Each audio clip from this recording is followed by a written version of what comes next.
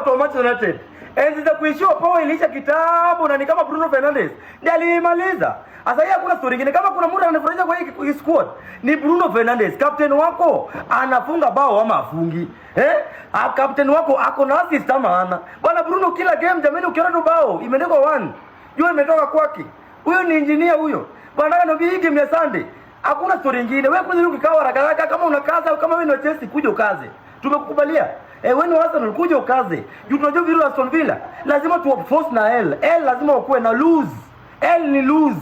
Mancha kupigwa sasa ni ngoma. Ni noma. Ati kikao chila ndai angalia screen. Hapa sasa watu wao hapa ukijaza hapa. Angalia screen ni kubwa. Uone Bruno Fernandes akiweka bao zake hapo. Uone kijana Benjamin Sesko amerudi zaidi na mabao. Alafu nao kukata bana Sunday mapema tufike hapa mapema. 7:30 kick off time. Ikianza hivi, najua haichukua dakika 10 kama tunaweka kitu. Ni sasa ni mbaya ni kwa attack. Team sasa ni Nigeria. Team Nigeria wewe.